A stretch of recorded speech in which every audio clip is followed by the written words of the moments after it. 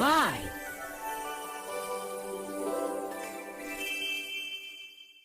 ஒரு பெரிய ஆற்றங்கரையில ஒரு அழகான நாவல் மரம் இருந்துச்சு.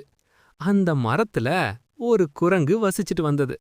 அந்த மரம் முழுக்க இனிப்பான நாவல் பழங்கள் காய்ச்சி தொங்கும். அந்த பழங்கள சாப்பிட்டுக்கிட்டு அந்த குரங்கு ரொம்ப ஜாலியா வாழ்ந்துட்டு இருந்துச்சு. அதே ஆத்துல ஒரு முதலை இருந்துச்சு. அந்த குரங்கு தான் சாப்பிடுற இனிப்பான பழங்கள அந்த முதலைக்கும் போடும். முதலையும் அத ஆசையா சாப்பிடும். இப்படியே ரெண்டு பேரும் நல்ல நண்பர்களா ஆயிட்டாங்க. ஒரு நாள் அந்த முதல கொஞ்சம் பழங்களை வீட்டுக்கு எடுத்துட்டு போய் தம் மனைவி கிட்ட கொடுத்துச்சு.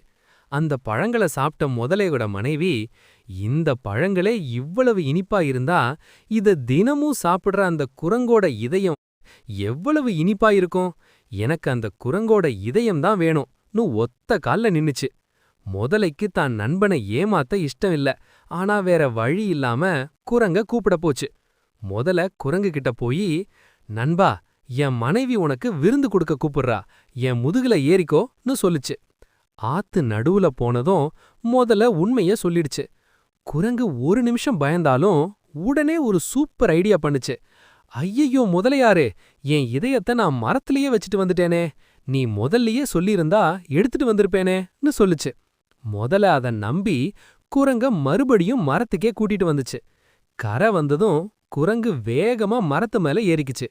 முட்டாள் முதலையே, இதையும் யாராவது மரத்துல வைப்பாங்களா? என் உயிரை காப்பாத்திக்கத்தான் அப்படி சொன்னேன். இனிமே நாம நண்பர்கள் கிடையாது, போ அப்படின்னு சொல்லிடுச்சு. குரங்கு தம் புத்தியால உயிர் தப்பிச்சது. குட்டீஸ், பாத்தீங்களா? நமக்கு ஒரு ஆபத்து வரும்போது பயந்துடக்கூடாது.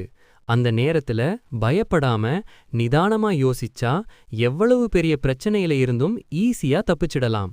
அது மட்டும் இல்லாம நமக்காக உதவி செய்யற நண்பர்கள என்னைக்குமே ஏமாத்தக்கூடாது. சரியா?